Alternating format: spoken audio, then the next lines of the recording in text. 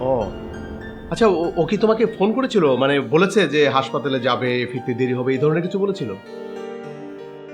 না তো, এরকম তো কিছু বলেনি।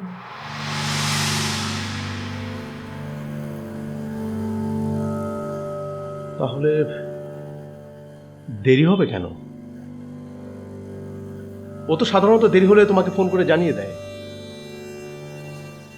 আচ্ছা, তুমি কল করে দেখো তো কোথায় আছে। করছি।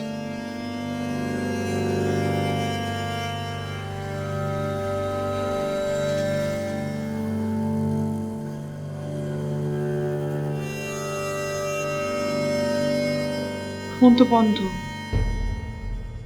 বন্ধ? কিন্তু ওর মোবাইল তো কখনো বন্ধ থাকে না। হয়তো চার্জ শেষ হয়ে গেছে। তুমি একটা কাজ করো, ওই রুস্তমকে ফোন করো, দেখো তো দোকানে আছে কিনা। করি।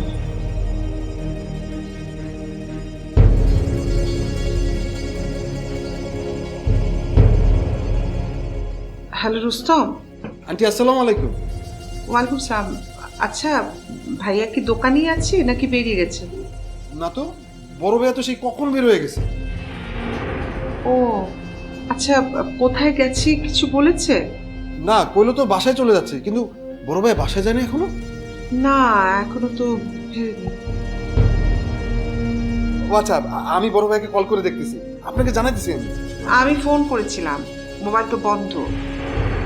আচ্ছা, ওর মোবাইলের কি চার্জ শেষ হয়ে গেছিল? না না, বড় ভাই বের হওয়ার আগে তো তার মোবাইল চার্জে লাগানো ছিল। ও তাই নাকি? আচ্ছা ঠিক আছে, আমি রাখছি। আচ্ছা ঠিক আছে। খোদা। কি বললো? বললো বের হচ্ছে তো বেশ কিছুক্ষণ আগে, বাসার দিকে আসছে, এটাও বলেছে। তাই নাকি? তাহলে ছেলেটা গেল কোথায়?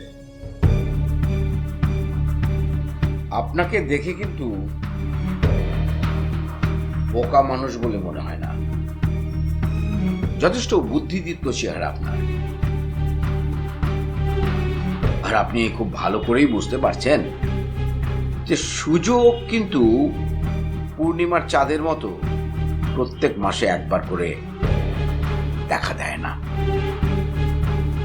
সুযোগ জীবনে একবার দুবারই আসে, এবং সেটাকে একদম সদ্ব্যবহার করা উচিত।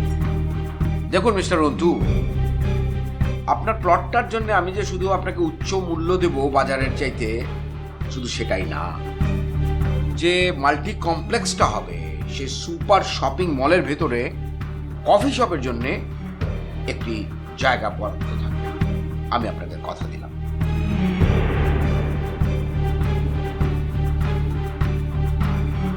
ভাবুন, ভালো করে ভেবে দেখুন। আমার থেকে ভালো অফার আপনাকে কেউ দিতে পারবে না, সে সুযোগ আর আপনি পাবেন না।